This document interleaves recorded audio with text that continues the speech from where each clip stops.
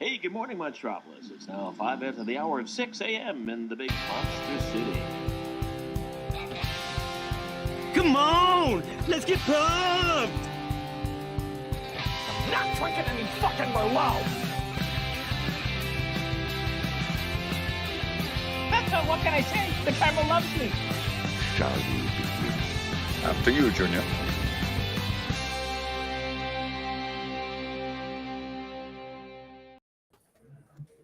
Welcome, everybody, to another episode of Logged It, episode 34. I'm your host, Tim Brzakala. My ass is still injured, but I don't have to lay in bed this week. I can kind of do the lean on the couch thing, which is what I'm doing now. But I'm good enough to be here. Boatman, thanks for taking the reins while my ass was healing. How are you doing? I'm doing good. I'm happy to have you back, though. I feel less frantic. that is fair. Mike, first time on the show. Mike Hanley. Mike, how you doing?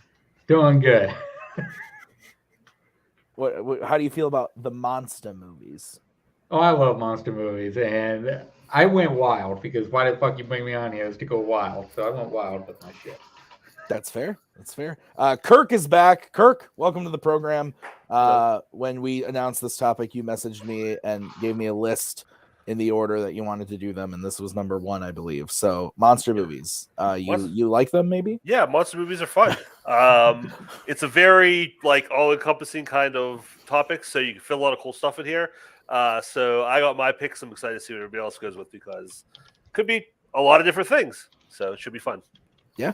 And Dylan is on the show. I didn't say that in the post. I didn't know Dylan was going to be on the show until I sent the link. And all of a sudden in the chat, it said, Kaleb Boatman added Dylan. And I went, cool. Dylan's on the show. Dylan, welcome. How you doing, buddy? Dylan asked me if he could be on the show. And I was like, sure, I'll just run it by Tim, but I'm sure he'll be cool with it. And then I forgot to run it by Tim. But I was sure he'd be cool with it. Tim doesn't give a shit. Dylan, how you doing? I'm doing good. It's been a while since I've been on Logged It, so I'm excited. It's been a while since I got a Tuesday off to record anything, so it should be fun. That's fair. All right. So we're going to get started the way we do every week by talking about our favorite movie that we logged this week. Mike, why don't you kick us off? All right, so there was really two choices I could pick here, and I decided to go with a horror theme. So Hatchet, and we watched Hatchet earlier in the week, and I fucking love Hatchet. Within my top 100, fucking great effects, great practical effects. Kane Hodder is amazing in his dual role that he plays. All the kills are fucking spectacular. It's just a fun, goofy, great time. Yeah, I watched this in high school. And have not seen it since. I didn't hate it or anything. And I those of you that know me know that Horror Icons is in fandom because I pushed for it really, really hard because I like horror movies. And this was one of them that I remember liking it and having fun with it, but I've never felt the need to go back and watch it. Although there's 12 of these now, aren't there? There's 4. Okay, well, fair enough. 4, So I wouldn't mind having fun and sitting down and watching these with Maggie just to kill a Sunday or something, but yeah, good pick. Boatman, this is your favorite movie. Yeah, all time greatest movie ever. No, I haven't seen it. That's fair. Kirk. Haven't seen this one. All right, and Dylan. Everything that I've heard about it leads me to believe that I would love it, but I haven't seen it either. Okay, fair enough. Boatman, why don't we go to you next? I finally watched Gone Girl. I had never seen Gone Girl. And Cody found out that I had never seen Gone Girl. So he forced me to watch Gone Girl. And it was great. Gone Girl's, I knew it was going to be good. I just, for whatever reason, I just had put off watching it. And I couldn't really tell. I could tell you why. I knew it got a little bit grisly. But it was really good. It was really good. Rosamund Pike is flipping fantastic in this. She's great. Ben Affleck is just perfectly casted in this. This is just kind of the ultimate role for him. Because It's a character that needs to be good looking enough that he's not really relatable, but not charismatic enough that you ever feel for him. And like, no, that's nothing. Ben Affleck is a really good actor, or a good actor sometimes. And but I think that bubble is where he fits in. He's actually really good here because of that. I fucking love Gone Girl, and I've been saying for a while I need to give it a rewatch. I think this year, I've talked to Boatman and Cody about this for sure, but my goal for 2022, now that I'm not playing in fandom, is to just kind of like, I'm gonna go through like director filmographies I've never seen all of, and then like hit up a director I really love, and then do another one that I haven't seen a lot of, and then hit up one I really love. So right now I'm going through all of Ridley Scott's movies, and I think Fincher's going to be my next one of somebody I really love that I've seen all of his movies a lot, but it's been a while since I've seen some of them. Like I've seen Social Network a lot and Zodiac, but like Gone Girl and Fight Club I haven't seen in a while. But I love this movie. This was my second favorite movie of 2014 behind Whiplash. I absolutely adore it. I think that the Fincher is just doing his Fincher thing, but like I agree with Boatman. I think Rosamund Pike is amazing. Ben Affleck, Carrie Coon as Ben Affleck's sister, I really, really like. I think she's kind of the standout of the movie. Neil Patrick Harris is kind of the one spot on the movie that if I were to pick something that wasn't great, I would maybe pick him, but I still think he's serviceable enough to get me through the movie. The best memory I have of watching this movie was my mom saying, I really want to see Gone Girl, and me saying, okay, we can watch it, but you gotta know some stuff. And she was like, I don't want any spoilers. And I said, okay. And then we went to watch the movie, and me thinking it was going to be awkward enough. Then my dad was like, oh, watch the movie with you. And I was like, oh, okay. So I had to time my bathroom break very, very appropriately for Gone Girl, watching it with my parents. So yeah, great fucking movie. Love it. Mike. Yeah, I actually got to rewatch this with Boatman and Cody, so you get to see Boatman's reaction to this was fucking fantastic. I love this movie. It's a great fucking movie. Ben Affleck is incredible. Rosamund Pike's incredible. I love David Fincher doing mysteries. I wish he did more of those because he's fucking fantastic at them. Great fucking shit.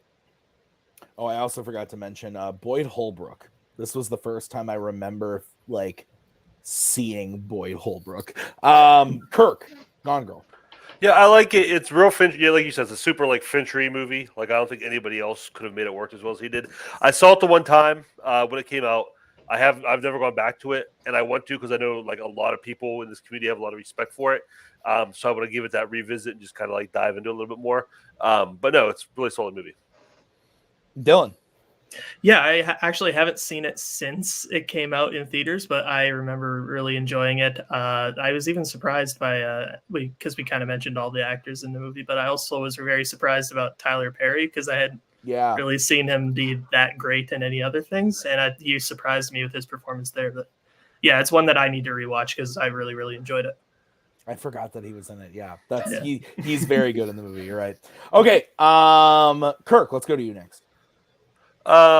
Keeping again with the theme, I said I like watching movies. I'm going to squeeze another one in here, and oh shoot, Cody's in the chat. This is going to go well. I watched Psycho Goreman for the first time. Yeah, and I really like this movie. It was basically everything I thought it was going to be, and what I wanted out of it. It's basically like just a like 80s kids on bikes type of movie, but like with like this evil monster that this kid controls. It's got like Power Ranger kind of like effects and character design, but it works because it's very tongue in cheek, obviously, and it's meant to remind you of all that stuff. It has like a very almost like What We Do in the Shadows type of comedy and like sensibility to it, with the characters are all just very like deadpan, very dry, and they don't realize like it's ridiculous what's going on, even though it is ridiculous. Like I said, I love all the like the aliens there, all the creatures, and it was just a lot of fun. It was just like dumb, ridiculous fun, and I had a lot of fun with it. So, sorry, Cody. I know. But my second favorite thing I watched this week was Cody's rant on Your List Sucks, which I purposely didn't watch because I hadn't seen this shit. I didn't want to get spoiled. But as soon as I finished this, I went and watched that, and that was great too. His rant about this movie. Yeah. Gotcha. Okay, so I have no idea what this movie is. People keep talking about it. I've seen Spence talk about it. Now Kirk. I know that Cody did a rant. I didn't watch it because I haven't seen the movie. And also I was busy on Wednesday night, but I have no fucking clue what this movie is, what it's about. People kept talking about it. I thought it was a movie from like the 80s. I really did. I thought it was like an older movie that like Mike fucking watched, gave it a 5-star rating, and then someone was like, "Oh yeah, let's watch that movie because Mike fucking loved it." And then all of a sudden, the letterbox like was obsessed. It wasn't until this moment that I looked it up and saw that it was from 2020 that I knew this was like a newer movie. I have no fucking idea what this is. But if Mike likes it and Kirk likes it, I'll probably like it. We'll see what I can do. But I probably won't. Probably not for next week, Spence. I'm a really busy guy. Okay, I gotta watch Age of Ultron for the 28th time. Boatman, have you seen this? I've been told this is not a Boatman movie. It is not. All right, Mike, you've clearly seen it. Oh yeah, I love this movie. This was in my top of 2020. I agree with everything Kirk said. This is a movie that is from the 80s that was not made in the 80s. I fucking love everything about it. It's so much fun.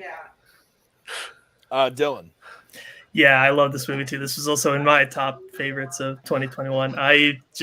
This movie, like, this is one of those movies that all the people who hate it for the same reasons that the people who love it, if that makes any sense. Like, it's really weird. Like, you're either on this movie's wavelength or you're not. Like, especially with the main character, Mimi, who a lot of people find extremely annoying. I thought she was hilarious. But yeah, I just love this movie so much. Is this like an Ethan Beller movie? Yes. Yeah. Okay. All right. So then I know what I'm getting into. Okay. Dylan, let's go to you next. Your favorite movie you logged this week. Yeah, so I was like catching up on a lot of the Best Picture winners, like cramming before the Oscars, or not Best Picture winners, sorry, Best Picture nominees from this year. And I really, really loved Drive My Car. Like, it was the one that I saw from the 2021 nominees that like really stuck out to me, that I just really enjoyed. Like, I love movies that are more concerned with like characters than they are plot. Like, movies that people call like plotless or like hangout films, whatever. That's pretty much what this is, even though it has the through line of like the play being put together with like the actors and stuff. But I was really absorbed into the conversations that were being had, and the runtime didn't bother me at all. Like, by the time it was over, I was actually like shocked that it had been 3 hours, because for a certain movie that I'll be picking for my worst of this week, that was like a half hour shorter than this, and it felt like twice as long. So, but yeah, I love Drive My Car. Yeah, I liked Drive My Car. I watched it. I think the day it came to HBO Max, and I had no idea it was going to be on there. It just like somebody tweeted like Drive My Car is now on HBO Max. I'm like, great, I don't have to drive an hour to go see it. So I liked it. I don't have the love for it a lot of other people seem to do. It was on quite a few top 10 lists of the year. Clearly the Academy loved it. And I the parts I liked about it the most, no surprise to anybody, were the parts concerned with like the play and the drama surrounding that, and the actual like character conflict between, and I can't remember any of the characters' names, but the lead character and the other guy. Those conflicts I was really invested in. And actually, I think Boatman said it best. I think it was Boatman in his review that I felt the length. I can't deny that I felt the length watching the movie, but there's still a lot of masterwork at play in the movie. So I think it's a movie I respect a lot more than I like. I will never watch it again, ever, unless I'm like doing a trivia thing and somebody makes me watch it. But I respected it a lot. It's gorgeous. It deserves the Oscar that it won, in my opinion, even though I like Worst Person in the World more. I think Drive My Car deserved the Oscar. So, yeah, it's a good movie. It's not one that I love, though. Boatman. I took away something you said, so sorry. No, yeah. The thing I'll say about this is I wish I could have seen it in a theater. Not because it's like particularly cinematic, but more because in general, I feel like movies not in English work better when they're in a theater, just because there's less distractions. Yeah, I agree. And B, I think this one being the way it is, I needed way less distractions, is because this is a harder to watch movie in my opinion. It's a really well-made film. I just found it very tough to watch, and that's not really on the movie, but it was I think Tim said it best. It was a movie I appreciated more than I liked. Yeah. Okay. That was everybody. No, Kirk didn't talk about it yet. And Mike didn't talk about it. And Mike didn't talk about it either. I'm crazy. Mike, you go. I know you watched it. Yeah, I watched it, and I kind of have the same feelings towards it as you did. I liked it. I didn't love it. The runtime definitely did hit me with it, and I think that was my biggest problem with it was I felt the runtime. I probably won't watch it again, but I did have a pretty good time with it as I watched it. And Kirk. Yeah, I haven't watched it yet. I was the same boat as you. I saw it come up on HBO Max, and like Dylan, I was trying to, at that point, get through the last couple that Best Picture noms that I haven't seen. And so it popped up, and like I turned it on. The kids are in bed. I'm going to sit down and watch this. I'd see like, oh, it's 3 hours. And I'm not against 3 hour long movies, and I'm not against non-English movies, obviously, and I'm not against less plot-driven movies. But that combination, like Boatman said, I need to carve out some time where I'm not going to be distracted, and I got like 3 hours worth of like serious movie watching energy and focus in me. So I am going to watch eventually. I just haven't gotten to it yet, and I think I'm going to like it. For everything I heard, it sounds like a movie I'm going to enjoy. Like I said, I just got to carve out that time for it. Yeah. All right. Boatman, have you gone? Yeah, I went. I talked about Gone Girl. Yeah, you did. I'm fucking crazy tonight. I'll go next. So I'm the only one who hasn't gone. Okay, so I watched a lot of interesting movies this week. Like I said, I'm going through Ridley Scott's filmography, so there were a couple of movies of his, early films of his, that I was very intrigued by and had good watching experiences. But I gotta be honest that my favorite movie, and we're talking favorite, not best, the favorite movie that I logged this week was one that I watched on a fucking whim. Like I was not expecting to watch it, and I just decided, hey, this is under 2 hours. I've got exactly 2 hours. Let's watch this real quick. It was Total Recall. This movie's fucking awesome. This movie is fucking awesome. I saw some reviews on Letterboxd that were like bashing this thing, but this was awesome. And weirdly enough, I'd seen the remake because it came out in 2013, 2012, somewhere in there, in a time where I watched everything in the theater. And so I had never seen this one though, and I had a blast. Like, I thought Schwarzenegger was genuinely great as the lead character here, and I like the intrigue and the sci-fi. I thought it was really well done. The visual effects and the practical visual effects, I really, really enjoyed. I thought it was a lot of fun. It brought me back to some of those fun, like, 70s, 80s sci-fi movies that, like, take themselves just seriously enough, but also know how to have a lot of fun. And I just really dug watching this for the 2 hours. And then I watched the remake right after. And I didn't hate it, but it's not very good. It's not very good at all, but it's okay. So yeah, Total Recall. Boatman, you ever seen this? Yeah, I've seen it, and if I'm being honest, I'm not. I think it's fine. I think it's actually good. I think it's fair to say it's good.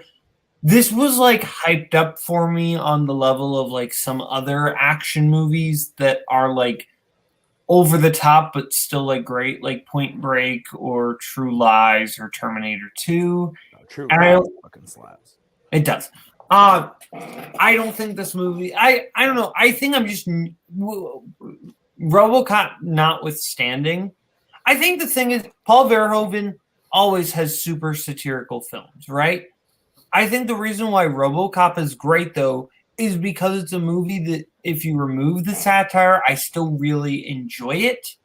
And I don't know, for whatever reason, Total Recall just did not work for me. I think it's just fine. I think it's okay. Fair. Mike. Yeah, I enjoy this one. It's a fun time. And Michael Ironside is so fucking great. And can't get enough of Michael Ironside in this. Kirk. Yeah, I really like this movie. I think I disagree with Boatman. I'd put this at the same level of RoboCop, where it hits that like perfect blend of like trashiness, but also like thoughtfulness. Like it has that idea behind it, but it puts up the veneer of just like nonsense. I think I love the practical effects, the squibs, like just that it's a fun time. It's up there. It's my top 5 for Schwarzenegger, and I'm hit or miss on Verho. Like his 4 most famous movies, I'm like 50-50 on. But this is RoboCop I love. Okay, Dylan. And I have not seen it. Okay.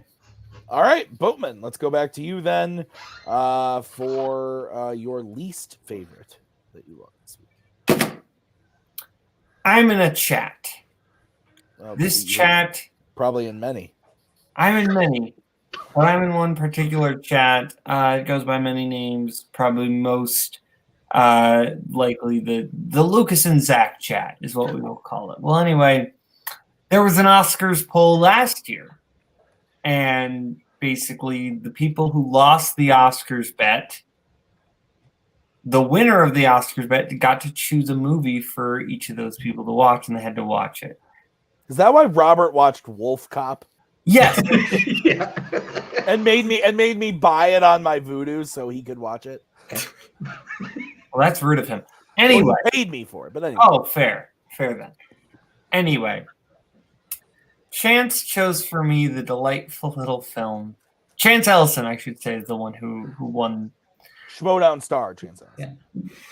I'm glad they took him away from us because I never had to fucking deal with him in a Warzone, and I'm glad. Look. I had to watch Medea's Big Happy Family. And I want to punch someone. You know what constitutes as a joke in this movie? You want to know what constitutes as a joke in this movie? Person yelling, Byron! Byron! Like 5 times. And they keep coming back to it too. And I want to stab Tyler Perry in the face. I was so mad in Gone Girl when Tyler Perry was there, but he doesn't die. He doesn't die. I would have liked him to get his throat slashed for those freaking Medea movies. Oh my god.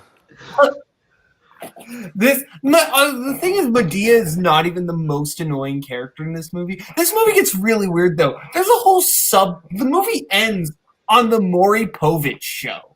Like Maury Povich playing himself, and the movie ends on like "You are not the father." Like, I hated this. I hated it so much.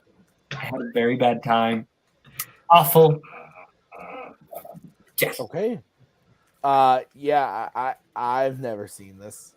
I know I've seen a Medea movie, but I don't remember which one it was.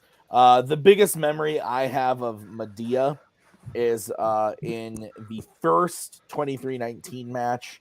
I don't want to say who we were playing because I don't want to get anyone upset, but we were playing a certain match, and we got a question about a Medea movie, and I knew the answer. Cody made me go to multiple choice. I was sad. Our friendship was put at stake, Cody, but we survived it. We made it through. I still love you. But yeah, I'm never gonna fucking watch this. Sorry, Mike. Yeah, you've seen all of these movies. I've only seen Medea's Family Reunion, I think. Other than that, yeah, I haven't seen this. I probably never will.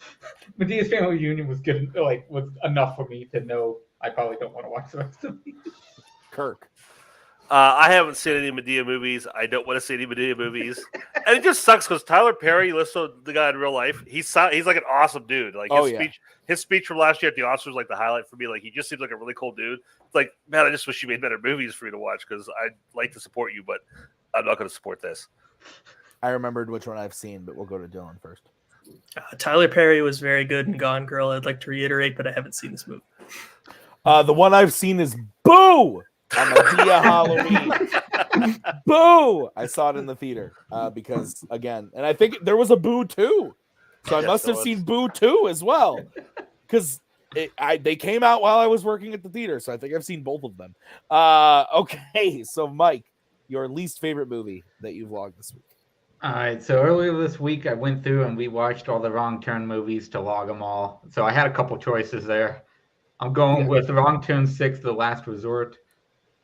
Just at this point, I'm just tired of the fucking cannibals. It's the same shit after each movie, and it's not even interesting in this one. They have the lamest kills. The kids, I want them to die, of course, but I can't even stand them throughout the entire movie. That I just want them to die within 5 minutes and have the movie be over. It's very cheaply made. Yeah, it just wasn't any good at all. This is the first time I've realized that the Wrong Turn movies are about cannibals. Did not know that. Never seen any of them.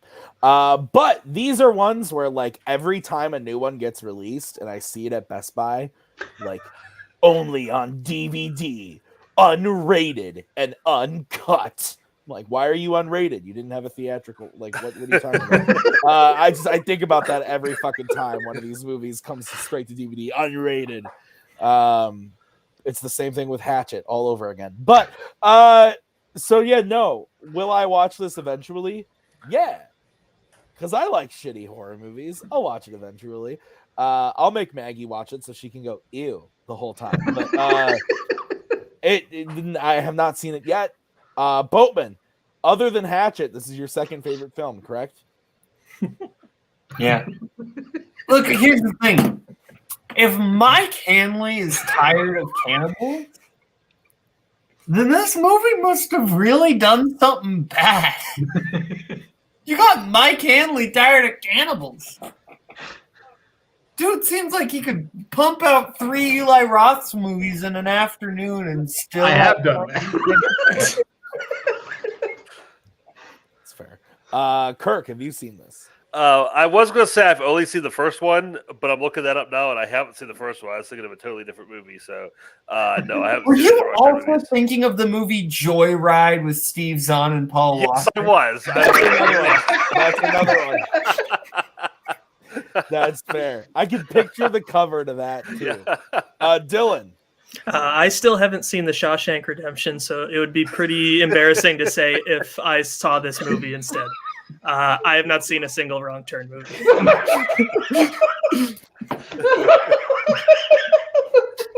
I know. That's one of my biggest blind spots. Yes. I'll watch it soon enough. Okay. I've said that for the past couple of years. I'm gonna fucking give me your address. I'm gonna mail Canada a copy of Shawshank Redemption. Okay. Kirk, let's go to you next. I own 2 copies of Shawshank Redemption. Actually. I do too, actually. I watched a lot of man movies this week. Nothing terrible, but there are a couple movies that just didn't hit me. Over the weekend, we were out of town, and my wife and the family all went. My wife and daughter went to this event, and my son and I didn't have anything to do. So like, hey, let's go see a movie. So what's out? What do we both want to see? So we ended up seeing Uncharted, and it wasn't terrible. But like I said in my review, if I didn't know this movie was based on a video game, I totally would have guessed it was based on a video game. I have no connections to the games. I've never played any of them, so I don't know how closely they relate. But I could guess. Like I'll watch certain things, like he'd do a certain move or something. I'm like, that's from the game. That's definitely going to be from a video game.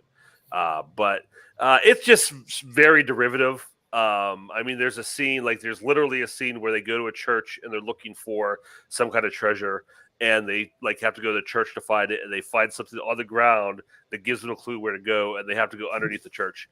So I mean, they're basically ripping set pieces off of different movies. And like I said, it wasn't offensively bad. There were some fun action scenes, and Tom Holland and Marky Mark are good in it. They're having a good time. But it just I was like, I just want to go watch Indiana Jones or some other movie that this is ripping off. So I don't know. I probably wouldn't recommend this one. I'm glad I got saw on the big screen. Like I'm sure it was a lot more fun. Like the third act, there's a lot of cool action in the third act that made it a lot more fun. But overall, I was kind of bored. Yeah. This movie, it's really tough because I do love the video game. I'm a big fan of the Uncharted series of video games.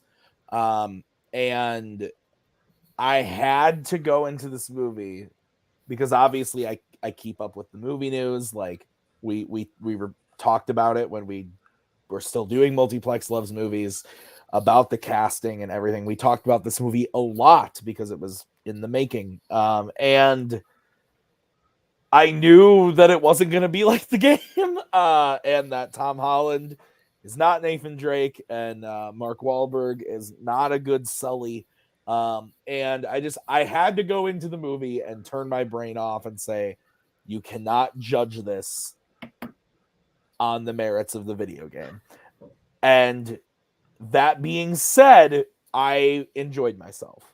I had fun. I thought the action was good. I thought Tom Holland was good in the role, and Mark Wahlberg was fun. As soon as I turn on that gamer critique thing, it's a pile of shit that I'm angry about. But I think they do enough story stuff to set up cool stuff that could be like the games.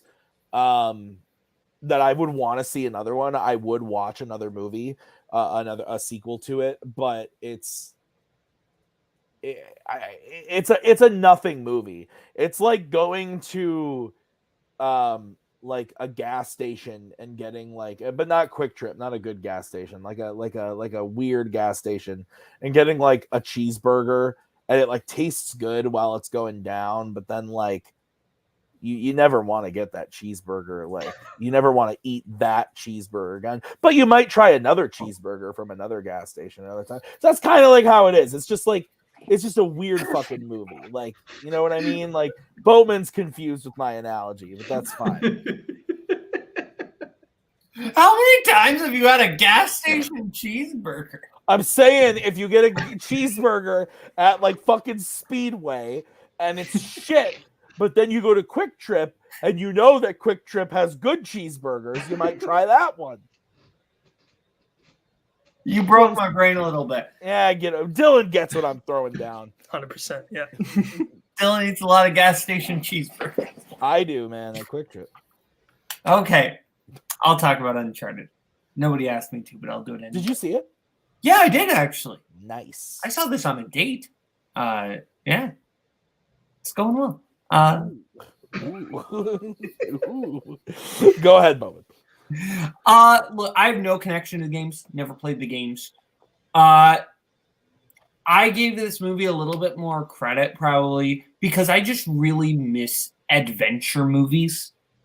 It's why I was probably a little bit kinder to Jungle Cruise than that movie deserved. Yeah. I just really miss like pure just adventure films where it's just finding stuff and figuring stuff out and these kind of National Treasure, Indiana Jones style movies. I'm not saying Uncharted is on that level whatsoever, but I like that type of movie, so I gave it a pass basically because I miss those type of movies and I want there to be more pure adventure movies.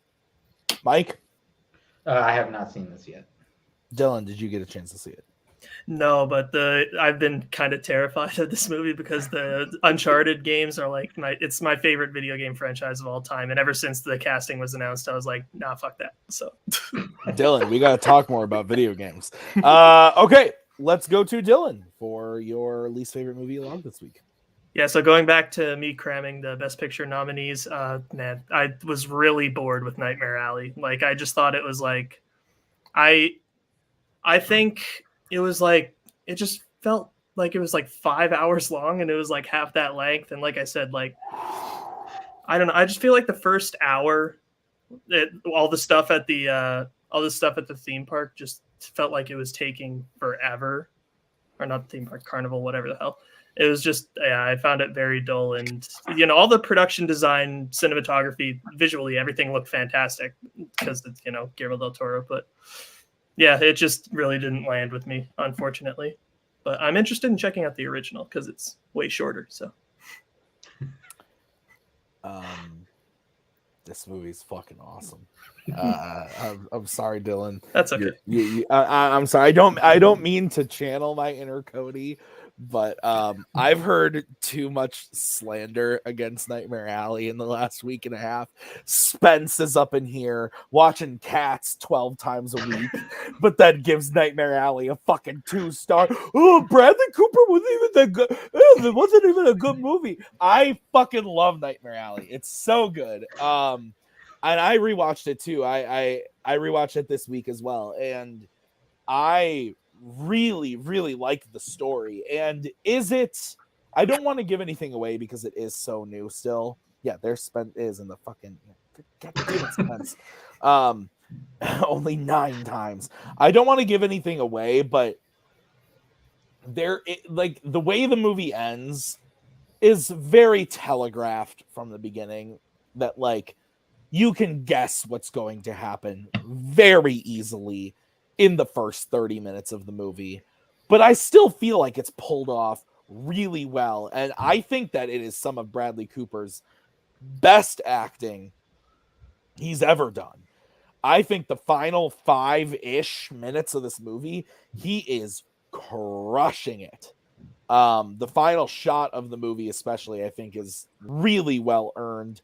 I love the whole cast. I think Cate Blanchett is probably the weakest part, but again, that's not like a bad, and she's not bad. It's just her part in the story.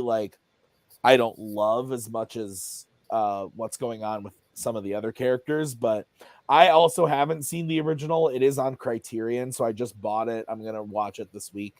I've been looking forward to watching it, so hopefully that'll be just as good. But man, this one really worked for me, so I'm sad that it's not working for me. Sorry. It's okay, Dylan. It's all right. Boatman, did you see this? Yes, I did, and I'm kind of in between both of you. I loved all the stuff at the carnival.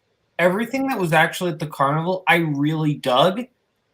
And then once we left the carnival, I just feel like the stuff at the carnival was very much like, oh, let's explore this world. Let's get to know these characters. There was a bit of a story, but it was very much just like, let's be with all these interesting characters. And then once we left that world, we left those characters. And that kind of bummed me out a little bit, because what I really liked about this movie was the characters. And the second half, once we leave the carnival, got a little bit more into the actual story of it. And not that part wasn't good, but the characters that I really cared about, I didn't get to interact with them anymore because they weren't in that second half of the movie. And that was kind of my biggest problem. But even then, I don't think the second half is bad. I think the second half is interesting. I just wish the movie would have been the first half. Well, it's fair, Mike. Yeah, I consider this the definition of a great fucking movie. I love this movie. This movie is fucking incredible to me. It's my type of movie. I love the world. I love the characters. I can't wait to watch it again. All right, Kirk. Yeah, 30s Depression era carnival is a movie aesthetic I love. I don't know why. I just, anytime I see that, I'm very much drawn to it, and I really want to like this movie. There's stuff I liked it a lot, but you alluded to it, Tim. And let me say, I'm not one of these guys who goes into movies like, oh, I figured that out. That was so easy. I almost purposely go into movies kind of passive because I want the movie to surprise me. Yeah. But there was a conversation early on, probably in the first, 25, 30 minutes of the movie, conversation that goes on that may as well just have a flashing sign. This is how the movie is going to end. Yeah. And it's kind of the easiest ending they could do. And I was hoping the whole time, because after that, all these different things start happening, all these different webs start tying, and I'm like, oh, I really hope that was a misdirect and something different happens. But no, it ends exactly that way. And so like I would just sit there kind of like bummed out the whole movie because I wanted more than that. And you know, if maybe if they hadn't given it away and I hadn't figured it out, then I would have enjoyed it more. But by the time I got to India, I'd been there for an hour and a half, and I was just kind of over it. But I do agree with Boatman too. Like I like the carnival stuff a lot more. Like those characters were all great. The mystery stuff after that was fun, but not as fun as the carnival. Okay. That was everybody, right, for that one? Okay. Yep. So I believe it is my turn. I watched a lot of good movies in the last week. Like I said, I've been going through filmographies, watching Oscar contenders. So I was having a good time. But there was one movie I watched. For those of you that don't know, I work at a AMC movie theater. 3 weeks ago now, I had the opportunity to go to San Antonio to do a conference where I got to meet a lot of studio representatives and other companies that help out AMC. And at the event, there was one studio that was giving out free copies of Blu-rays.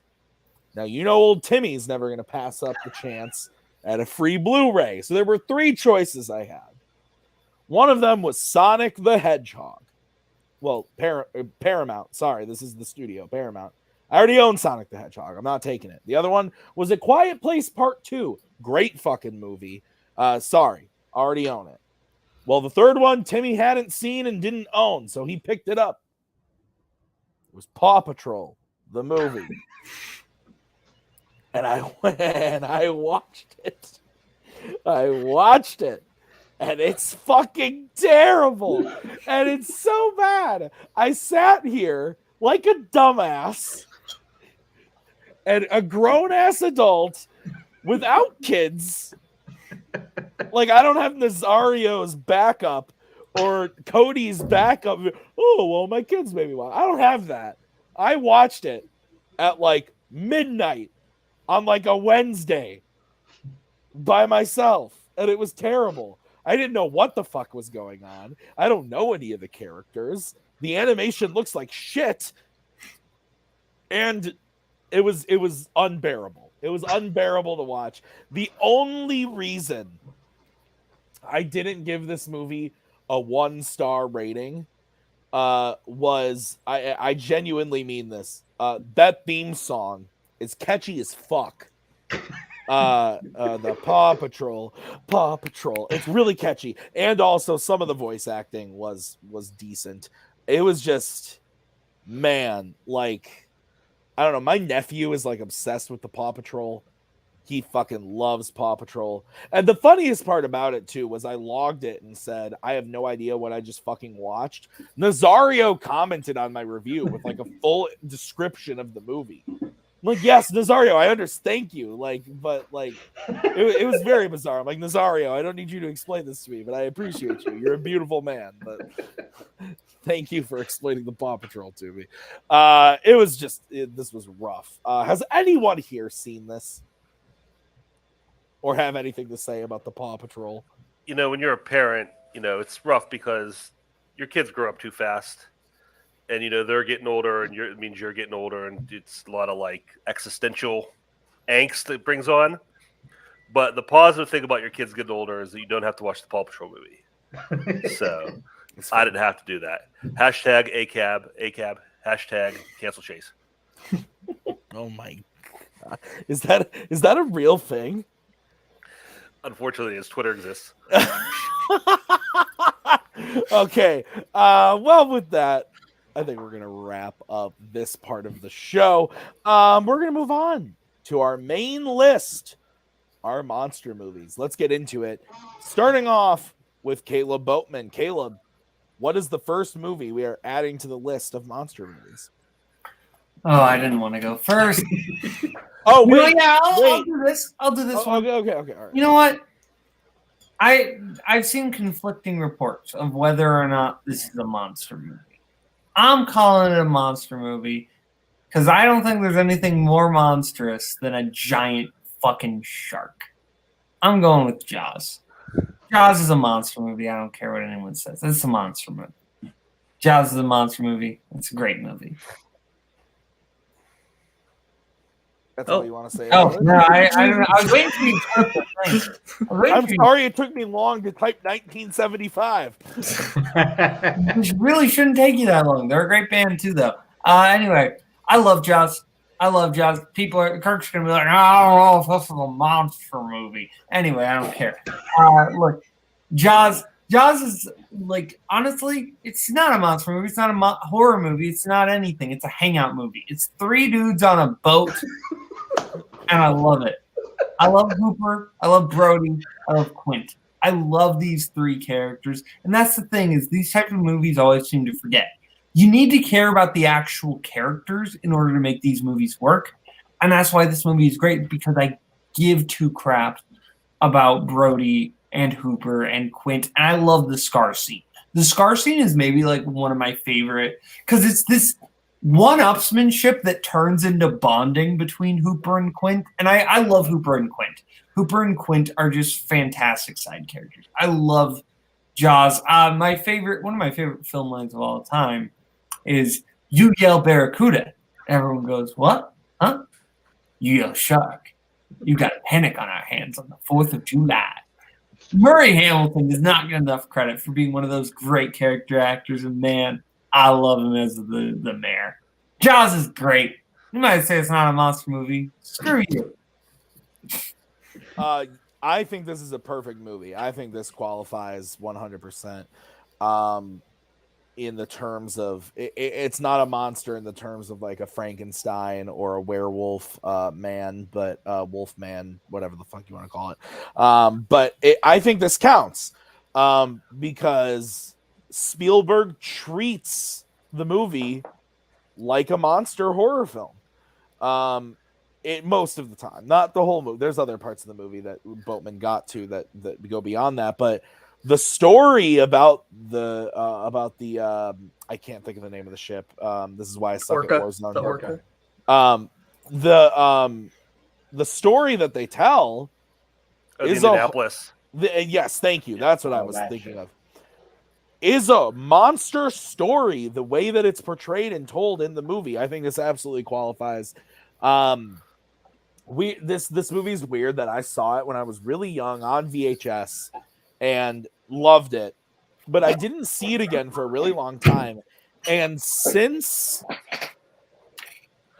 maybe I was in high school, I've only ever seen this movie in the theater because they play it every year at least once, whether it's in October for horror Halloween stuff or in July for the 4th of July. But Maggie and I have seen it together in the theater, I think at least 3 times, the last time being in 2020. We watched it with Cody and Nick in Kansas City and had on the 4th of July, no less, and had so much fun. It is a movie that demands to be seen on the big screen.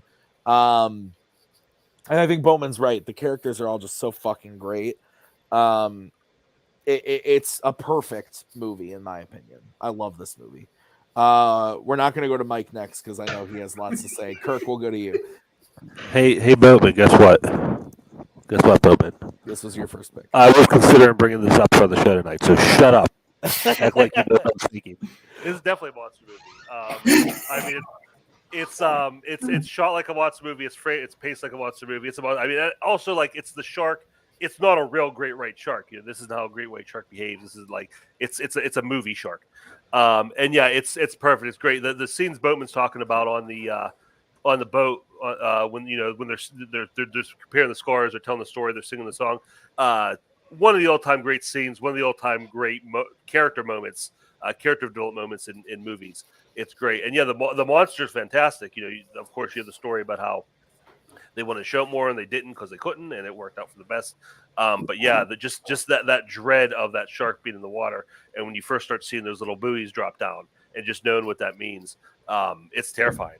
And you know, spoiler: Quinn's death is horrible to watch. But yeah, it's a great movie. Good pick. Dylan. Yeah, I mean, is it a monster movie? Sure, I'll allow it. I mean, this movie's fucking great, so I can't really like fault you for picking it. So, like, this goes back and forth with Raiders for me as my favorite Spielberg film.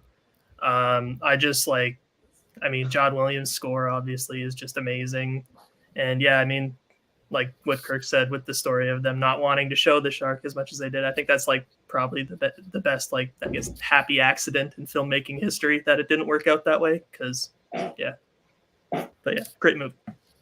Mike, I hear that you hate Steven Spielberg. Yeah, you know, I think he's a hack. No, this is my third favorite movie of all time. I fucking adore this movie. It's 100% a monster film, and you guys have brought up a lot of the iconic scenes. I also love the family aspect of this movie as well. I love Brody's family moments that he has, especially with his son, his younger son, and I just love that it's the shots, the fucking music, the scene, everything is put together so brilliantly. And for this to be technically his second feature movie, if you don't count Duel, is fucking amazing. It's incredible that he was able to pull this off on water. The one thing I've always wanted to do is see this movie on the water, which I plan to eventually, because that just sounds like a great fucking time. There's the local swimming pool here did that when I was in middle school, high school, and we went and saw it. So it was we were in a swimming pool, not in a lake or anything, but it was still cool laying in a floaty in a pool watching this movie. It's very fun. Okay, so that was Boatman's first pick. Mike, let's go to you. All right, so yeah, I had Jaws also on that I was thinking of bringing up, but you know, I'm going to go with Bubba Hotel. Let's fucking go. Bruce Campbell as Elvis and Ossie Davis as a black JFK fighting a mummy. This is a quintessential monster movie. I can't get enough of it. It's fucking insanity, but it's so fucking brilliant. Bruce Campbell is amazing as technically Elvis. He could be Elvis. He may not be. He may just be a crazy old man. Never really fucking say for sure what he is. He's fucking incredible in this movie. I love the movie. Don Coscarelli coming off of doing Phantasm movies, and then coming off to do this with bringing in Bruce Campbell. Fucking incredible casting.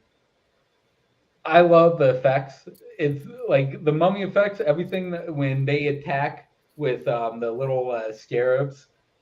Fucking awesome. The little folks surrounding this old folks hospital is awesome. Reggie Bannister from Phantasm, he makes a small appearance as a what do you call it? Ambulance driver. It's fucking awesome. Everything about this is just incredible. It has one of the quintessential monsters, a mummy, and it does it brilliantly. The final fight scene is fucking great, and I just love that they just roll around in wheelchairs the majority of the time. It's so fucking funny. Lines are great one-liners in it. Everything about it, great shit. Kirk, have you seen this? Yes, I have. Yeah, it's a fun little movie. I watched it for the first time not too long ago. I was surprised. I was not expecting like the whole thing to just be in the nursing home, which was like kind of a fun little twist to it. But yeah, anything with Ossie Davis. Obviously, Ossie Davis is an absolute national treasure, and everything he does is great. So yeah, it's a fun little movie. Dylan? I'd like to personally apologize to Bruce Campbell because no, I have not seen this movie. I also have not seen it. Boatman? Not seen it. Sorry. I actually do really want to, though. Mike, we should watch this sometime. Oh, yeah, 100%. All right. Kirk, let's go to you. My first pick is going to be King Kong, the original 1933. I really enjoy this movie. I still think it's the best King Kong movie. Over the past year or two, I've really become to appreciate like 20s and 30s practical effects. Even before that, back in the teens when they first started, when it was just like fresh and new, and they were just like kids playing in a sandbox. Like, what can we do with these new toys? And it doesn't look perfect, doesn't look realistic, no. But you can see how much work and how much effort. I mean, literally, you see the fingerprints on King Kong as they're molding the doll. And just, I watch these movies, and I'm as cynical as anybody, but I love watching and thinking. You know, if you go back to 1933, there was not a single person in the audience going, "That looks fake." Like, everybody watching this movie was just in awe that they were watching. And we're not too far removed from the generation that was like afraid that the train was going to hit them. And like, you know, the people Yeah. watching this movie are just in awe of what they're seeing, like moving on a screen in front of them. And that's what's so great. There's so many little fun little tricks, like that scene on the island where they're basically, you could tell they're going like from stage to stage. You got the rear projection and all the different animals and creatures, but just so many cool little things happening. And then obviously, you know, the final, you know, the scene in New York, and you have the big King Kong climbing, and then you have just the head coming in the window and the hand and everything. So many cool effects. It's a fun story. And the original is like a nice, it's a well-paced movie. Last movie I saw before COVID, it was a Fathom event. This is one of my son's like top 3 favorite movies, and me and him went and saw it. That was our last COVID movie. But yeah, I love this one. Yeah, you reminded me that was the Fathom event thing. I do remember that right before we shut down. Yeah, I like this movie. I saw it on VHS way back when I was very young. And I liked it because I like movies. I enjoyed it as a kid. I haven't seen it since, so it's due for a rewatch. I really should watch it. I have a soft spot for the Peter Jackson movie just because that came out at the just right time for me. So I understand the flaws with the Peter Jackson movie, but I like it a lot. I hate the new King Kong, the Kong Skull Island. I think it's fucking terrible. Maggie loves it. I think it's fucking shit. Godzilla versus Kong, I was into that. But Kong Skull Island, everybody's like, oh, it's so fucking fun. I thought it was ass. And I've never seen the Jeff Bridges, right? Jeff Bridges and Don't Say It, the American Horror Story, Jessica Lange. I got there. Have not seen that one, so couldn't speak to that. But this one, I liked it as a kid. I really do need to rewatch it. So, Dylan. Yeah, I saw this for the first time last year, I believe, and I really enjoyed it. Obviously, there's some stuff that hasn't aged great, but I mean, just what they were able to achieve with the visual effects and at this point in time is just insane, and like some great like stop motion effects. I just love, even when it's bad, I love stop motion. Like I just really enjoy seeing that, and yeah, it's a classic for a reason. It's a great movie. Boatman.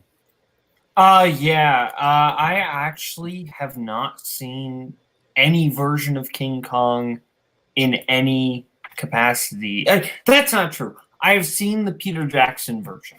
Though I don't remember it very well. That's the only version I'm familiar with. I haven't seen any of the others. You haven't seen the new stuff? No. Oh, interesting. Fair enough. They don't seem like Boatman movies. Godzilla versus Kong is fun. But Mike, be honest, would I like it? I think you would enjoy the action sequences. Yeah. If a movie is enjoyed primarily based on the action sequences and nothing else, I usually don't enjoy the action sequences. I think you would.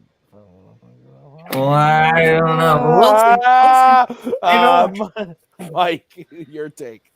Yeah, I grew up loving the shit out of this movie. I watched it all the time as a little kid, and I've revisited it many times throughout my adult life, and I love it just as much as I did as a little kid.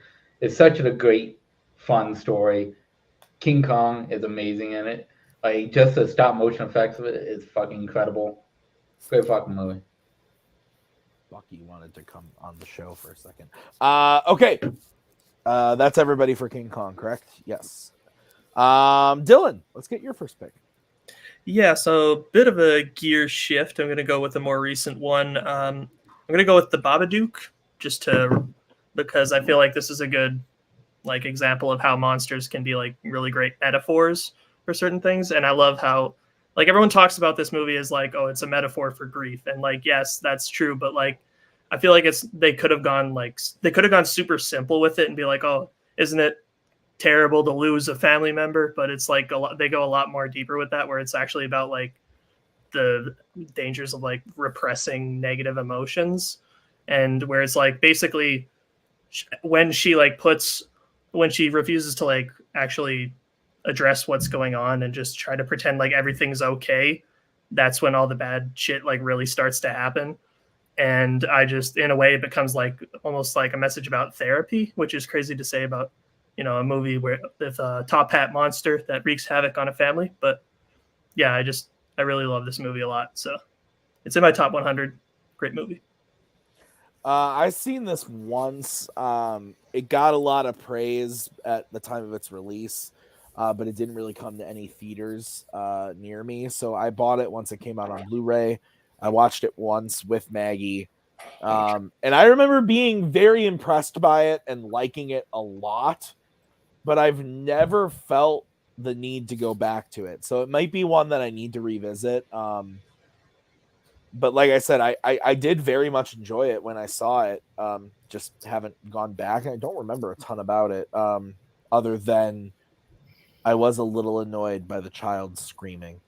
I thought that was a little obnoxious. I do remember that. But and I liked it at the time, but I do think I do like the new criticism of, like, not to the extent of like a Brian Michaels, but like in the new Scream movie where they talk about like elevated horror, and they talk about this one a lot. I do like the jabs at those movies like this, despite me usually liking these types of movies like this and X or something, like that's a newer one, or The Witch or something. But I enjoyed it. I should probably get back to it eventually. So Boatman, have you seen this? Yes, I have. I actually really like the Babadook. I think, everything Dylan said, I'll basically echo. Like, monsters metaphor is usually like the best type of monster movie, and metaphor for grief. But I think you take away the metaphor and the movie still works, because I think this is just a really terrifying idea of, this is a monster that can only kill you if you think about it, basically. But if you're trying not to think about it, it's going to be tougher to not deal with. And I think that's just a really interesting concept. And I really dig the Babadook. Mike. I remember I saw this in the theater, but I unfortunately don't remember the majority of this movie for some reason. I remember liking it. I just don't really recall a lot of it, so I need to revisit it for sure. Okay, Kirk? I really like this one. I like horror movies. Somebody brought this up on a show a couple weeks ago, because I feel like I've just said this, I've repeated myself. But I really like horror movies that focus not just on the supernatural horror, but like on like comparison, like real world horror. And you watch this movie, it's about this woman who just recently lost her husband. Her son has like developmental issues and has all these problems that she's dealing with on her own, and just her life is crumbling apart. And you watch this before any monster shows up. This woman's life is already a horror movie. And you add the supernatural element, and you just feel like the weight of that, the anxiety of that. And it's it's kind of a haunted house movie too. And most of the time when you have a haunted house movie, like, it's a big house and there's lots of places to go and run to. Like they live in a very small house. It's a very claustrophobic movie. The monster just like the Babadook is just like present everywhere. And it's a movie, you just feel that anxiety the entire time. And I love movies like that. Haven't seen it in a while. I definitely want to get back to it and rewatch it because I really enjoyed it. Okay. I will go next. I'm gonna be on brand and pick a fandom film. It's a new fandom film, and it's one that I absolutely love. It is Alien. I think this 100, like Jaws. I think people have said 79, right, Boatman? I'm not a crazy person. Sorry, what movie? Alien? Yeah. Alien, 79. Thank you. I had it right. I should have just been confident. This, I've heard people describe it as Jaws in space, and it kind of is, but also, like, I don't know, man. Like, I just love the characters here. Ripley, I think, is such a good sci-fi protagonist, like, in this and the second film, and to an extent the third one as well, even though the third one gets a little and the fourth one's an abomination. But I think just looking at this movie by itself, it has such a good monster movie moments throughout. I remember I had seen this movie probably 10 times, 5 to 10 times as a kid, watching it on VHS and DVD like over and over again. Before I realized there's a shot in, and I can't remember if it's in the director's cut or if it's only in the theatrical, but there's a shot of like the aliens swinging with the chains. Does everybody know what I'm talking about? Yeah. I think it might just be in the director's cut, but there's a shot where the camera pans up to some chains swinging in the ship, and the alien is like in the chains, and you can't tell unless you're really looking for it. And I didn't notice for like the first like 10 times I saw this movie. And then one day I was sitting there watching it with Maggie, and she was like, "Oh my God." And I was like, "What?" She was like, "It was right there." And I said, "Get the fuck out of here." And I rewind the movie. And I'm like, "Oh my God, how have I never noticed that?" And I just think that we were talking about like practical effects and like stuff that is done really well in movies. I think this is just like this movie does such a great job with the practical effects. Even if you like look at it like by itself, like as an image, it might look kind of goofy, but like the whole sequence where Dallas is the name of the captain, right? I think that's his name, right, Mike? Yeah. And he's crawling through the vents or whatever, and they're like, "It's right on top of you," or whatever. And he turns the flashlight, and it does that like, "Hey, I'm here," and it like flashes its hands. If you look at it just as like the shot of it being like, "Hey," it looks ridiculous. But in the movie, they build the tension so well to that when it happens, it is so terrifying. I just think this is a perfect sci-fi movie, a perfect monster alien movie, obviously. I love it. I think it's great. Boatman, Alien. I love Alien. I revisited this movie this year, and man, every time I watch this movie, I just fall in love with it all over again. Because I love, again, another movie where the characters actually matter. And I love how you couldn't be able to tell that Ripley was the main character, like, unless you knew from, like, the sequels that, like, Ripley was the main character. Because this movie, honestly, just has this feeling of anything can happen at any point, even after, like, having already seen it. It just has this air of, like, true unpredictability to it, which is really fascinating to me. And they pack this movie full of just really good actors to give this story legitimacy. Like, beyond Sigourney Weaver, Tom Skerritt, you've got Ian Holm there, who's just one of those character actors who's great, and Yaphet Kotto just always brings legitimacy, and Harry Dean Stanton. Everyone's great in this movie. I really like Alien. It's fantastic. I prefer it to Aliens, but I get why people like Aliens. I like the more character-driven horror than the big action. I love both, but I like Alien more. Mike, you can go. I first saw this when I would think around like 4 or 5, and it fucking stuck with me forever. I fucking love this movie. This movie's incredible.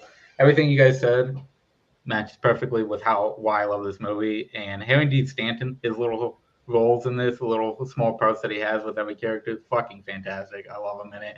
His death scene is so good, and I just love the effect of the alien. The alien effect is fucking incredible. So contained. It's so contained on that ship. It's so awesome the way they do it. And what Tim brought up of Dallas in the vents, and you hear the beeping noise, and as it gets close and close, oh my God, I love it so much. Great fucking shit. The chain thing is Harry Dean Stanton's death, I believe, too, because it's like the water dripping down or whatever. Kirk, your take. Yeah, this is such a great movie for so many reasons. As a horror movie, as a monster movie, it's great. It's like gothic horror in space. And I've talked about it a lot on a lot of different shows, so I'm repeating myself again. But the idea of the monster with the acid blood, and the fact that just even if you hurt it, like hurting the monster is dangerous. Especially in space when you get a hold of the wall or a hold of the floor, you're in trouble. It's fucking genius. It's such a small, like, little idea, like such a slow concept, but it's so great. And the design of the creature is great. It looks alien. Like, so up till now, it was always like a rubber head or something whenever you had an alien in a movie. Something like this, just completely unearthly, is so scary looking. And like Boatman said, that one of the all-time great supporting casts in the movie. You look up and down, you got Ian Holm, Yaphet Kotto, Vaughn Cartwright, all these great actors. And, for John Hurt, for the first, 15, 20 minutes of just hanging out. It's just them hanging out. And I love, like, gritty blue collar sci-fi movies where there's nothing like fancy or excited about it. Like they're just working, and just how like gross and dirty, you mentioned like the dripping water and everything that ship is, the atmosphere, everything about this movie is perfect. Dylan. Yeah, I mean, this is one of those movies that it's almost kind of hard to talk about just because like everyone just always sings its praises, but it's just fucking amazing. I know Sigourney Weaver's like obviously fantastic as Ellen Ripley, but in my opinion, I actually think Ash is like my favorite character in this movie. Like I think Ian Holm is just fantastic as that character, and when he, spoiler alert, I guess, when he like turns on when he turns on him, he's like super like believable and like creepy when he's giving that monologue with like his head on the ground. It's just so good. I do prefer Bishop over Ash in Aliens, but Ash is I agree. He's a great fucking character. Okay, Boatman, we are on to you for your next pick, my friend. Okay, well, we've gone to the well of Jaws. We've gone to Alien. I want to give Kirk the opportunity to take at least one other one. So I'm probably not going to. Just let you know. Okay, good. Then so that doesn't really change my plan anyway. Okay. So I have no idea what you're gonna do. Kirk and I are the two. And Mike. Yeah. We're the classic monster guys. Yeah. I'm going with the original Invisible Man. This is my favorite of the Universal monster movies, and I think that comes down to I love Claude Rains. I love Claude Rains. I think he's just one of those great actors, and putting him in this role just gives it such legitimacy. Like this doesn't feel like this could feel like a goofier monster movie. You got the Invisible Guy, but Rains sells it. He really sells the idea of this guy just going mad with power. And it's also got a great supporting cast around him. Gloria Stewart is a great actress, and Henry Travers, who you might better known as Clarence from It's a Wonderful Life. He's also in this. So this is, and directed by James Whale, director of Frankenstein and Bride of Frankenstein. So just legitimacy all around. I love The Invisible Man. I think this is really good at being scary while also not taking itself super seriously. This is easily my favorite of the classic monster films. I need to rewatch this because the ones that I've seen the most are The Mummy, Dracula, Creature from the Black Lagoon, Frankenstein. I haven't seen this one too many times, so I need to rewatch it. But that being said, what I remember of it, I really enjoy. People who know me, I don't love classic movies. They're not my go-to stuff. But the classic monster movies, the Universal monster movies, I really love. And I do really love the remake too. I just want to give a shout out to that. I never would have picked it for a list like this, but I thought the 2020 movie was fucking awesome. So shout out to that movie as well. Mike, your take. Yeah, I love the Universal monster movies, and this is no exception. I love The Invisible Man. I love what Boatman said about the power that he has. It's fucking awesome. I love the way they deal with that. And I just love the effect that they have, especially with his hat walking around and then him taking off the bandages, stuff like that. It's so... what I love about these old school monster movies is they're just so much fucking fun. People can say there's not a lot of scares and a lot of shit happens, but I enjoy every single one of them, man. They all have something fun to do. Invisible Man, I really love the sequels of where it kind of the next sequel. What the fuck was it called? The Invisible Man Returns. Yeah, Invisible Man Returns. Thank you. That's one that kind of loses me, but this one I think is a perfect fucking movie. So great. Kirk. Yeah, I'm glad Boatman mentioned this because I wasn't going to be able to get to any Universal monsters, so I'm glad one guy because this probably would have been the one I went with. It's fun. Claude Rains is great in this, and he walks that fine line of camp and seriousness, and it's kind of ahead of its time in that way. Where the other monster movies really take the horror element seriously, and this one is having a little more fun with it. And he is just so gleefully evil in this, and insane. I mean, he has the biggest body count of any of the Universal monsters. He's just is that true? I mean, if Yeah, because some of the stuff he does, he wipes out guess. big swaths of people.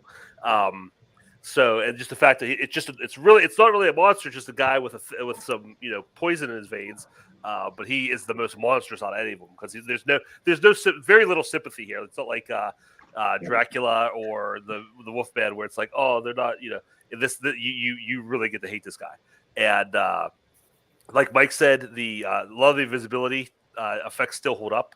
And it looks really great. It's a lot of fun. And also Gloria Stewart's in this, the better known as Old Rose from Titanic. She has a part of this as well. Yeah. So if you're not hesitant to get into these movies because you feel like, oh, they're old and they're like kind of dry, this is probably like the juiciest one. If you go to them, go to this one first because this is what I think has the most for like modern viewers to latch on to. Dylan. Yeah, I feel like if there's any theme for this show, it's like older movies where it's like, how did they achieve this with their visual effects? Because like the visual effects in this are just insane. Like there's one scene where he's like skipping down the road and like it's just a pair of pants, like really, and it's like actually like very like believable, and which for a movie from 1933, the fact that they were able to do that is just crazy. And yeah, Claude Rains is just so great. Yeah, great movie. My favorite performance as someone from someone as the Invisible Man is probably Adam Driver. Anybody? No. Wow, watch Marriage Story, you fucking Jesus Christ. Okay. That joke didn't go over well, Maggie. Let's move on to Mike for Mike's next pick. All right, I'll go with John Carpenter's The Thing. Nice. That was going to be my I love the shit out of this movie. This movie's amazing. It's the whole concept of you don't know who the fucking monster can be in this. And the beginning dog scene where you first get to see the actual thing and what it can do is fucking incredible. The practical effects in it are incredible. How it just lifts up. All the dogs are screaming and they're trying to get in there. And Kurt Russell and Keith David are trying to get the flamethrower going so they can take it out, and it's just destroying every single dog, and the dogs are whining as it's getting like tangled up in the fucking why am I fucking forgetting words right now? Tentacles that the thing has in that scene. And as it goes through, and you do not know who the fucking can be at any given time, and how they put it all on Kurt Russell throughout the movie.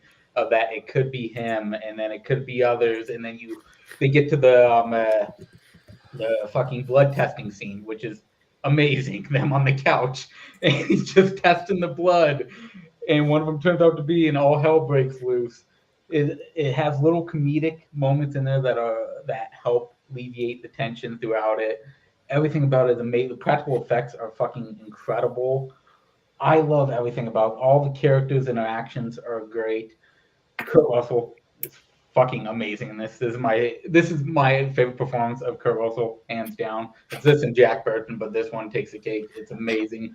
The snow scenes outside are fantastic. The way it's shot is incredible. Everything up until especially the ending when it's boiled down to just a few of them, and it gets so intense as they're going through it. And at this point, Kurt Russell just does not give a fuck. He just wants to destroy it and get it over with. He doesn't care what happens to him. They just know that they can't let it out of this station. It's fucking insane how good this is, and how much it got crapped on when it came out is insane to me, because you look back on it and this is one of the quintessential horror movies of the 80s and the quintessential John Carpenter movie and a monster movie. Fucking perfect fucking movie here. Was it really crapped on a lot when it came out? Yes. Oh yeah, the reviews were shit on it. Why? Like, what about it did they? Because it's gross. Yeah, that was literally their whole. Did it come out the like... same weekend as ET or something like yes. that too? And everyone went to see ET, they were family friendly, and then they go, "What the fuck?" 1982 was a crazy year for sci-fi. Or at least I think Siskel did. I don't know if Ebert did, but I think Siskel did. Did what? Siskel hated this, I think. I think they both one of them hated it. I'm pretty sure Roger Ebert hated it. Okay, so the last time I watched this movie was probably 4 years ago. Well, no, more than that. Probably 5 years ago now. I showed it to Maggie. We watched it in the basement of the Parker home. And with about 6 minutes left in the movie, Kevin Parker, my father-in-law now, came down, turned on all the lights, and went, "What are we doing?" And I went, "Kevin, we're watching The Thing. Get the fuck out." I didn't say that, but I was like, "You're interrupting a very, very good moment in cinema here, my friend. What are you doing?" No, this movie's great. I showed it to Maggie because Maggie has the hots for Kurt Russell. If she were to leave me for anyone that's above the age of 60, I think it would be Kurt Russell. That's completely fair. She loves the man. Oh, I agree. I think it's fair. I also have the hots for Kurt Russell, but I just bought this on 4K.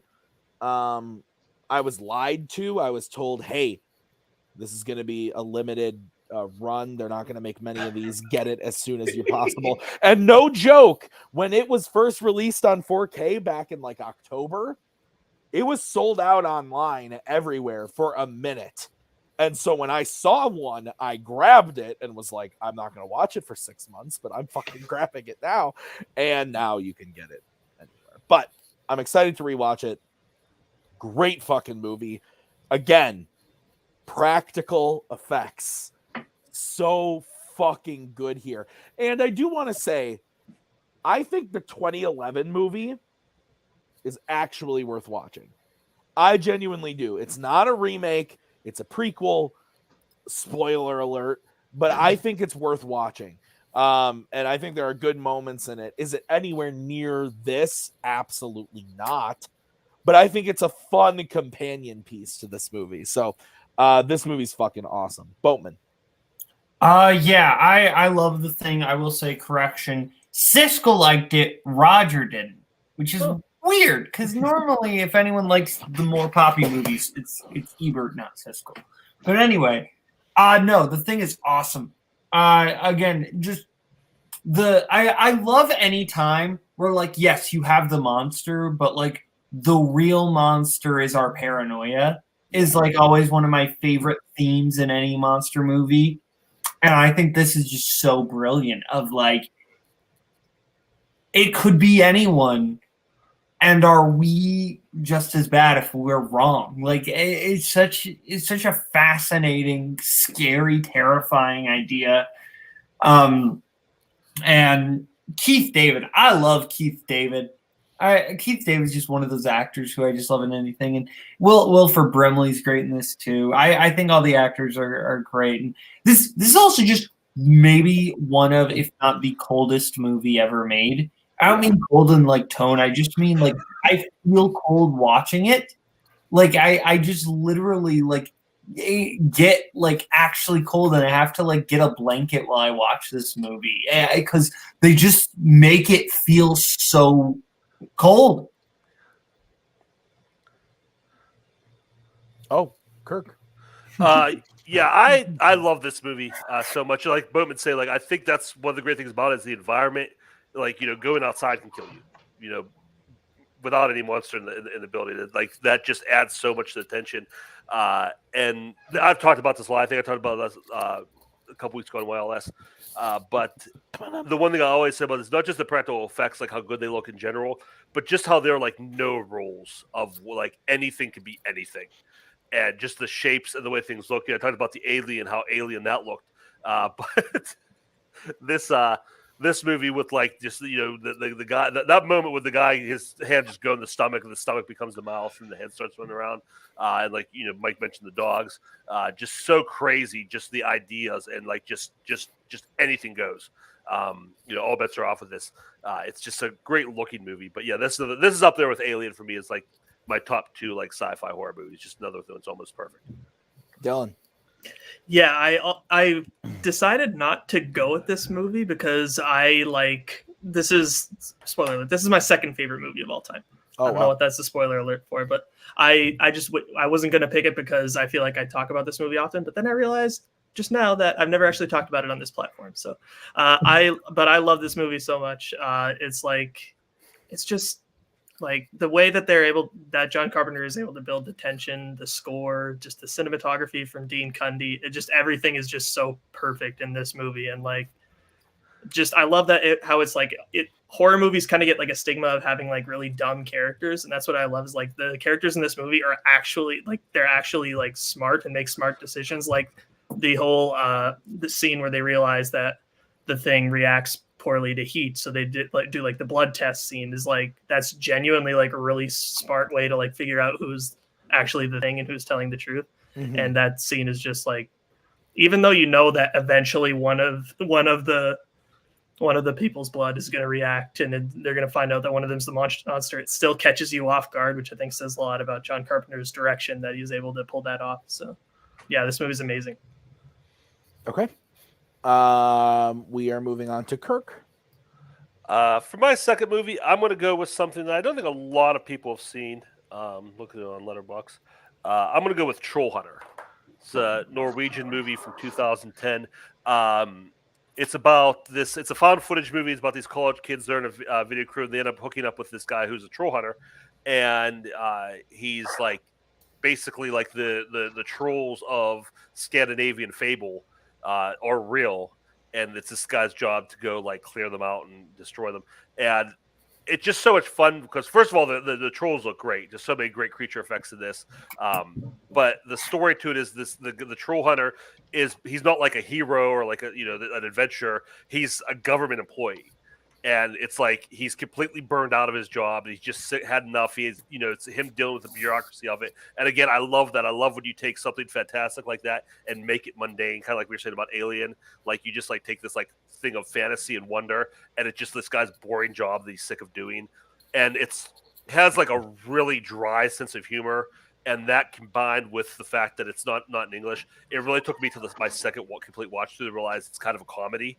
And the guy who played the troll hunter is actually a pretty famous Norwegian comedic actor. But he plays it so straight the whole time. But there's so many like subtle like little things in there. And like I said, plays very much on Norwegian fable and Norwegian legend of the trolls that you think of, like the old world European trolls. In there, and like I said, they all look fantastic. It's a lot of fun, and it just that these college kids followed him around and like getting his story, because that's the thing. Like he's done. He's like his job's supposed to be top secret, but at this point he's like, I don't care, just record everything and show it to people. I'm not even worried about it anymore. And it's a lot of fun, and I love it. If you haven't seen it, check it out. It's a great movie. I have not seen it. Boatman. Have not seen it. I've heard Kirk talk about it before, and I'm interested. Mike. Yeah, this movie's a lot of fun. I enjoy this. I love the fact that every single troll scene they have is a different way he kills them, and how he talks to them about how different things are working and why it works and why he has to sometimes put the actual troll shit on himself to attract them. The comedic moments in there are so fucking brilliant, and I love how it goes through all of them together, and then they go to the troll cave. And it has shit with them, and then they don't know what the fuck to do. And he's the only one that's like trying to tell them what not to do, and they keep fucking it up as they go along. It's so great. I really enjoy this movie. I actually thought about putting it on the list on this. I like the choice. Dylan. I have not seen it. I really want to, though. I just haven't been able to find it anywhere. Okay, great. Dylan, we'll stick with you for your next pick. So I went with Babadook earlier, which was very, I guess, dramatic pick. So now I'm going to switch it up and make things a little bit lighter. Before Lord of the Rings, Peter Jackson made some very, very weird and awesome movies. So I'm going with Dead Alive, which is my favorite of his. This movie just is an absolute blast. I mean, this is the type of movie where we talked about Psycho Goreman earlier. This is a subgenre that I just absolutely love, called it's called like splat stick, I think is what it's called, where it's like basically like slapstick comedies, but with like shit tons of gore and just horror and stuff. And it's just so much fun. Like there's a scene in a playground, which is one of the funniest scenes like I think I've seen in any movie, with like this zombie child that they have, and just so many like ridiculous, hilarious moments. Like there's a scene with the ass kicking priest, I believe, which is it's just, yeah, there's so much ridiculous fun to be had in this movie, and it's one that I like throwing on every so often when I just need a good chuckle. So those of you that don't know, big Peter Jackson fan. The Lord of the Rings is a little special to me. So I've not gotten to see this. I haven't seen Meet the Feebles, this, or what's the other one? Bad Taste. Bad Taste. Yeah. Bad Taste is available on DVD, like pretty easily. Like you can find it. It's pretty easy to find. Dead Alive and Meet the Feebles are really hard to find now. I think Dead Alive is like on YouTube. Like you can watch it 1080p. Oh, is it really? Because I've searched so. for it and I haven't been able to find it personally. But if that's the case, I might watch it tonight. All of this to be said, Dead Alive, yes, it is. Holy shit! Oh my god! Okay, I might watch this tonight. Holy shit! All of that was to be said. That ever since They Shall Not Grow Old, Peter Jackson's documentary about World War I came out, he's been pretty open about how he's currently working on remastering his original set of films using the same technology, and that they're going to be released on Blu-ray pretty soon here. It was going to happen in 2021, but COVID set things back. So I'm hoping they come out this year, and I will finish the collection. I just bought The Frighteners, which I've never seen as well, so I'm going to watch that. But a buddy of mine who is a buddy of mine, you guys know Tyler Butler, is a freak of nature. is a freak of nature, and he spent like $60 buying a DVD copy of this because he wanted to watch it. And he loved it, and he told me like great things about it. So I'm going to watch it. I love Peter Jackson, and I want to see his horror films, so I'm into it. Boatman, have you ever seen this? I have not. Not a Boatman movie. I no, I would not imagine the stuff I have seen from it. No, Mike. Yeah, this is a 1000% a Mike movie. I fucking love it. It's so batshit insane. Everything about it is crazy, and I can't get enough of it. It's so stupid. The shit that happens is so stupid, but I love it to death. I laugh my ass off every time I watch it. Starting with the monkey and getting it in Skull Island. They bring it back from Skull Island, and he brings it back to New Zealand. All hell breaks loose. It's just fucking awesome. The relationship he has with his mother is so funny, and what transpires between that. It is just a great fucking time. Kirk, have you seen it? I have not. I had a cousin who was really into these movies. Like he loved, like Bad Taste was one of his favorite movies. He used to show me a lot of these, but this one I have not seen. Okay. Are we on to me then? Yeah. Is that it? Am I on the last one already? Jesus, we went quick. So I was thinking a lot about what to pick for this. There's some movies that I could talk about, but I feel like I would be remiss if I did not talk about what is arguably the best monster movie ever made. Because frankly, it's the best movie ever made. It's Monsters, Inc. This fucking counts. You knew I was going to do it. It's a monster movie. It's got monster in the fucking title. No, but like Dylan said it. He was like, oh, well, The Thing is my second favorite movie. I wasn't going to bring it up. But I said the same thing as like, I've talked about this movie so much, but I feel like I can't talk about a list called monster movies and not bring it up, just in the same way that if we ever did like fantasy films, I can't not bring up The Lord of the Rings. Like I have to do it.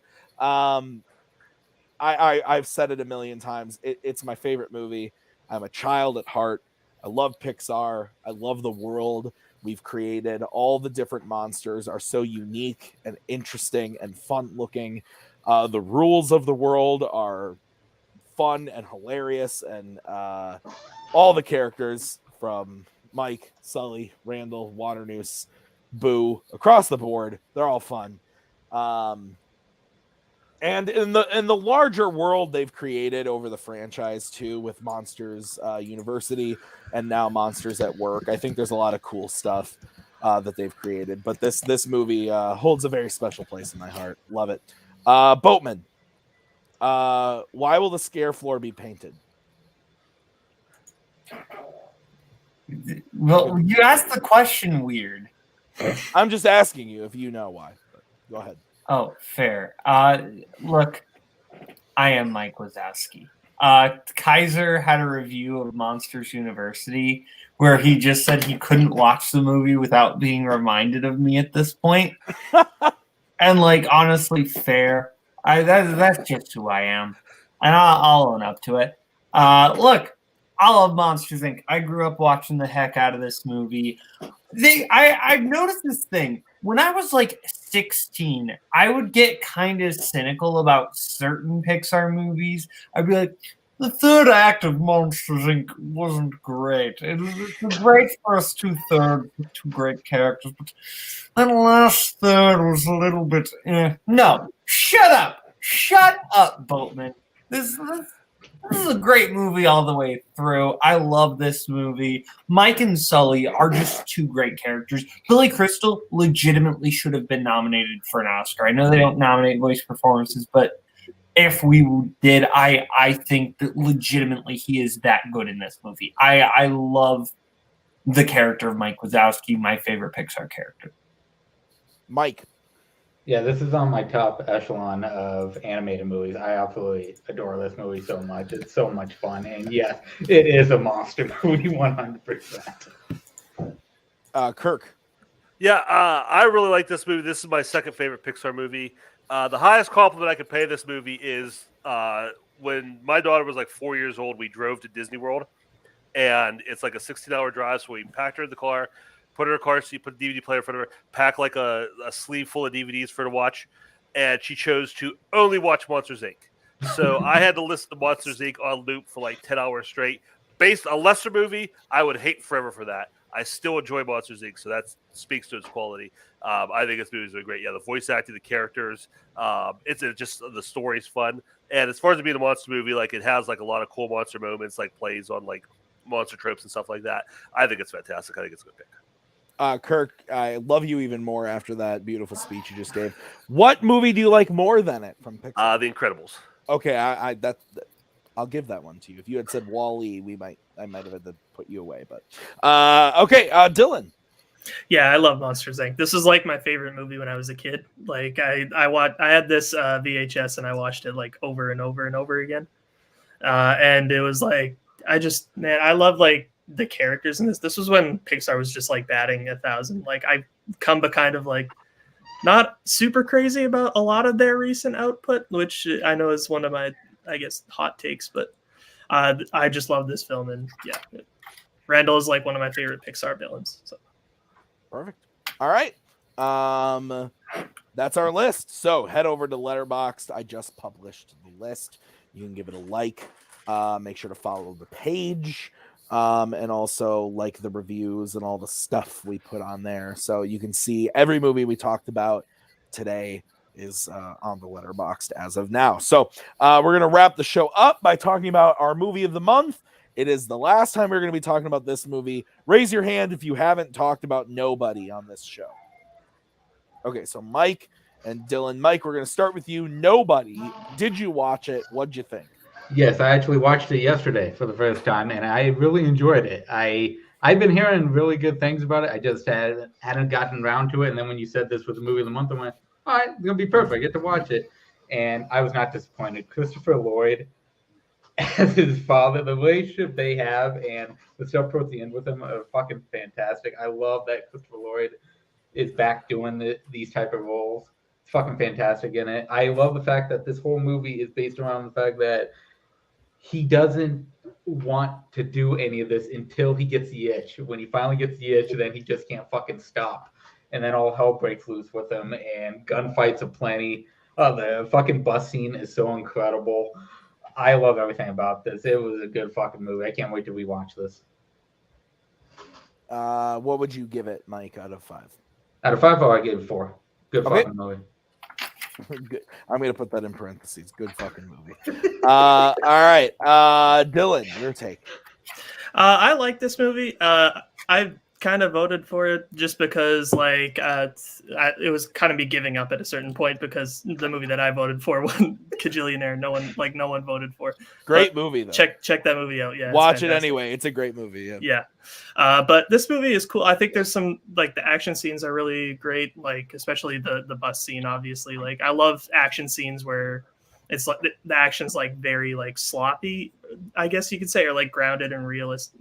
Well, maybe not realistic, but it's like where you could tell everyone's like screwing up and like getting exhausted and just actually like hurt. Like, as much as I love movies like The Raid, where everything's like super well choreographed and everything. And I love scenes that, like, that. My favorite part in the whole movie is when he gets thrown out of the bus and everyone's just like exhausted and like just inspecting like their injuries. Like, is my teeth fucked up? And it's like he's just exhausted, gets back up, walks back in, and then they continue. There's some weird parts about the movie that I don't fully buy, like when everyone in town like shames him for not beating the shit out of a woman with a golf club, which is kind of weird. Like I didn't buy that. Like, his son's like, what the fuck? But, yeah, overall it's a pretty decent movie. I give it like 3.5 stars. I didn't even think about that. You're so right. Oh my god.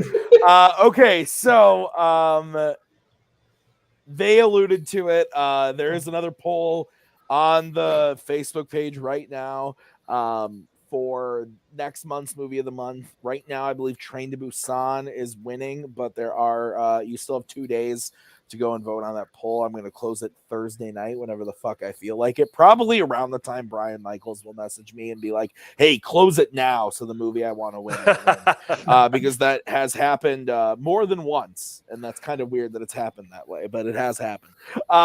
So go vote on the poll if you haven't already. And next week, we are going to be doing movies set in one location. If you are interested in that, please come and hit us up, message myself or Kaleb Boatman, or comment on the poll or whatever. Let us know you want to be on the show, and we will get a full list of other topics for April and May out to you ASAP. So that's going to do it for us, guys. Thank you for being on the show. This was a really fun one. We had a lot of fun talking about movies, which we do all the time, but this was a special one. I loved it. Thank you so much to Mike, Kirk, Dylan, Boatman. Thank you to Bucky over here keeping me company here as well. And, you know, everybody else. This was a great show. I don't fucking know anymore. I am delirious. See you next week. Bye. In case I don't see ya, good afternoon, good evening.